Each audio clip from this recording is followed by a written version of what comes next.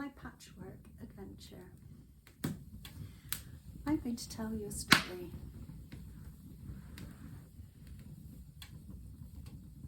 about my patchwork adventure.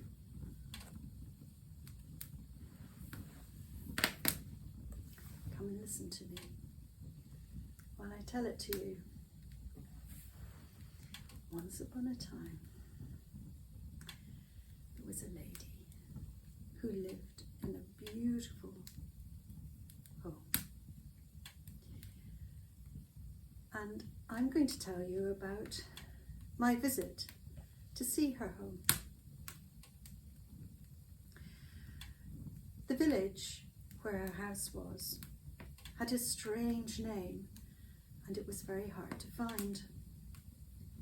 When I spoke of this to the villagers, they chuckled. There were no signposts to the village. They didn't want it to be found. It was quite a long way from where I lived, so I stopped overnight. I had learned from this lady's book that she had been disturbed by the football players in the village football pitch, which lay alongside her property across the moat. Yes, her house did have a moat. Because I had stopped in the village overnight, I came early. And although unplanned, my way was by the football pitch. And so that was my first sight of the house, of her home across the moat.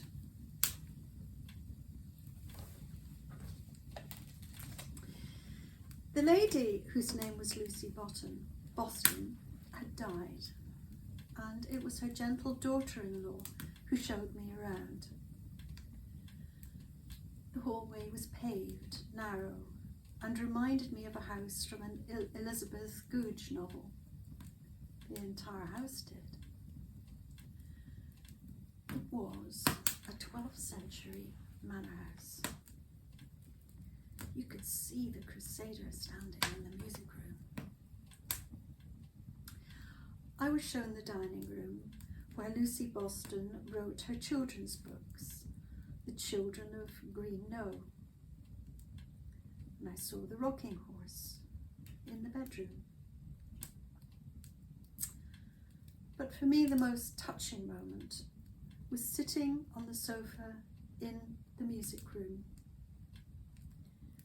Diana, Lucyboston's daughter-in-law, put on an old record on the gramophone, a lady singing. I didn't know the tune. And as I sat on the armchair and listened, I was taken back to when the airmen had come and sat in that very place and listened to that very music before going off to fight in the Second World War. Then the moment came to see Lucyboston's famous patchwork quilts. I read about her father in her book, Memories. She took after him, although she only had faint memories of him because he died when she was 6 years old. I'm going to read a little from her book, Memories.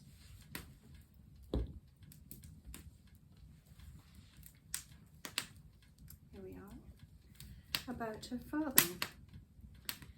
Her father had been the mayor of a town in England called Southport, and he had decorated his house in really quite an eccentric way. My father had recently been to the Holy Land and had brought much back with him. Perhaps such a room as Joseph Arimathea might have had. His idea was apparently to make a holy and uplifting room. Or perhaps he was just letting his fancy have a fling. The frieze round this room was a continuous painted landscape representing the journey from Jerusalem to Jericho. Under it, the walls were divided into recesses by very intricate and beautifully made wooden arcades of the Moorish onion shape, a pattern unknown here in England. Can he possibly have found to make them? Each recess was fitted with semicircular seats, covered with a material brought back for the purpose. It appeared to be woven of horsehair and metal, and was like a file to the back of children's knees. It never wore out, and never could. From the ceiling hung antique brass lamp holders shaped like udders, with glass oil containers hanging down, such as might have hung in Solomon's temple. There were many beautiful objects made of brass, beaten out, almost as thin as linen. A life-size cock with wind-blown tail feathers, a duck, a coffee jug with a spout like a swan's neck, and a bowl to stand it in. Other rarities were displayed in a glass-fronted cupboard made in the same fantastic elaboration as the recess. It was of natural black wood, very handsome. The lower half displayed a plaster facsimile of the warning stone from the Temple of Solomon. The translation below read, "Let no foreigner enter within the paling round the holy places and its precincts. None now whomsoever shall be taken therein shall be found guilty unto death."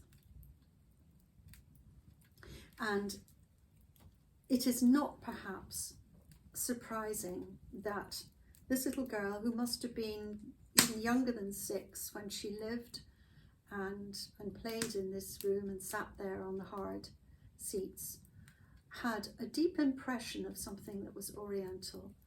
And I do feel that this is a key to the patchworks. They're very unusual. I was taken to see them in another room, a separate room, a bedroom,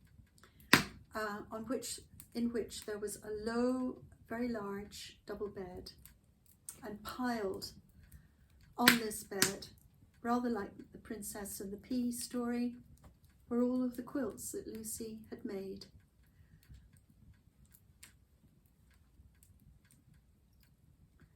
So here we have a picture of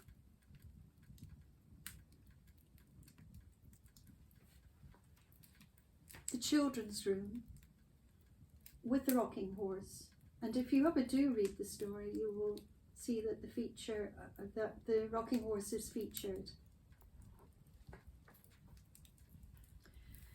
And then the actual patchworks themselves, the one that is possibly the most famous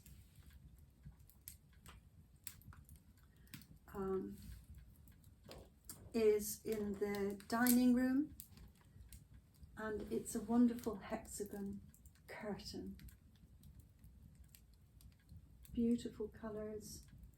And Lucy made her first quilt in 1938, but mostly her quilts were made when she was an old lady in her 80s. And certainly in 1938 and going on from there, they would have used fabric that already had been a dress or a coverlet. It would have been, in the modern term, recycled. They would not probably have bought material new for a patchwork quilt. It was a way of reusing older fabric.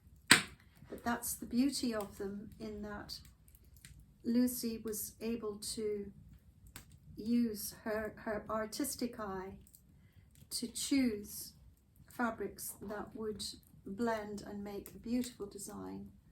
And this is a wonderful coverlet that she made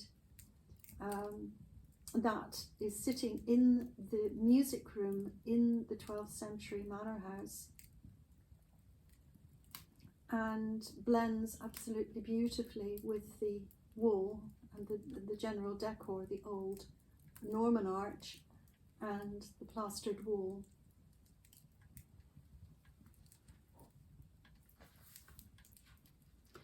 And here is the hallway that reminds me so much of something out of a novel by Elizabeth Gouge.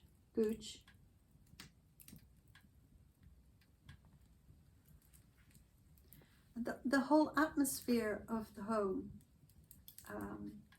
was absolutely delightful, full of peace and some intelligence about it that is extremely striking. And I'm just going to give you a tiny little look at, again, one of her famous patchwork quilts, the Patchwork of the Crosses. And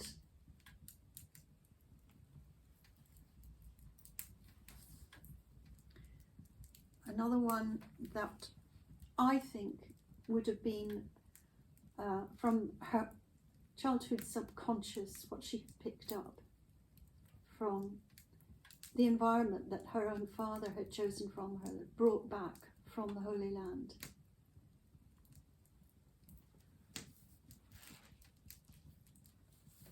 So we held our breath in awe as we were shown these patchwork quilts, and they are really worth seeing. And when it came to say goodbye, Diana Boston, Lucy Boston's daughter-in-law, signed the book for me, and that's when I know what the day was that I went to visit the 12th century manor house at Hemmingford Grey, and that was on the 20th of August 2015.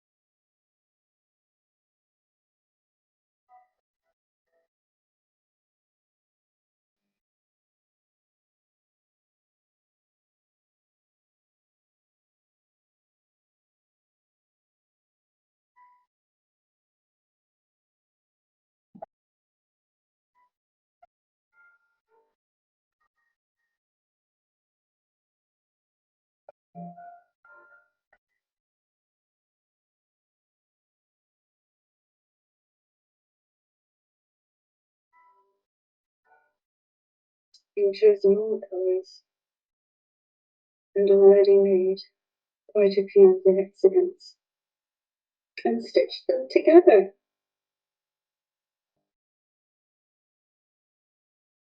It's always very important to be organised for a large project like this one, and I all my tools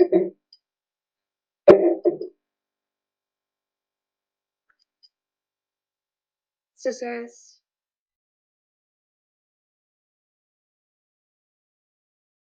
a little pressing roller,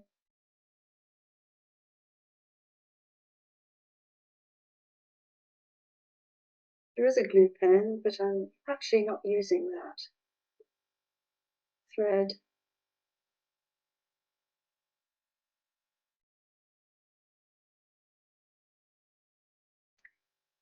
I started in the traditional way with papers, which I had purchased, but I found very quickly that it made the quilt very tough on my hands to sew the patches together. So I devised a method of using an iron. And if you would like to refer to my previous EPP without the P video, you'll find out what that method is. I've cut out squares, and in fact I find that it's easier than cutting out hexagons, and I iron them, and it may use up a bit more fabric, but it does make for speed.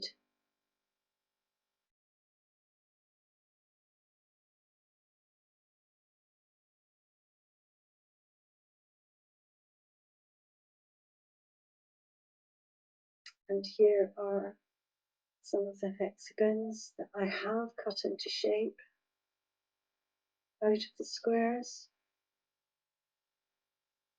I still have hexagons with the paper still in the back, but then I moved over onto my iron-on method with iron-on interfacing. You can see hexagon there, and it makes for the whole process much easier when it comes to stitching them together, and it's still a lovely quilt, a lovely weight, and you don't have the necessity of taking all the papers out afterwards when you've stitched all of the shapes together. So I find that preferable as a method.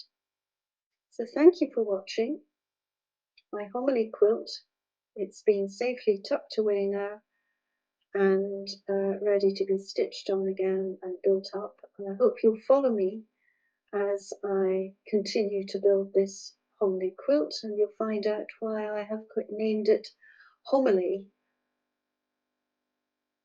in a while. So thank you. I hope you enjoyed it. Thank you all the people who have subscribed, and hope to see you again soon.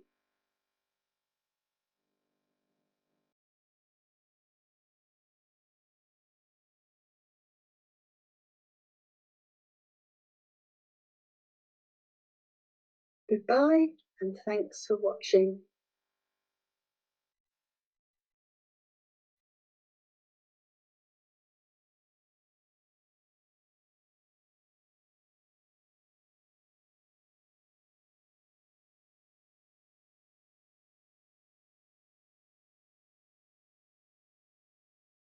And please subscribe.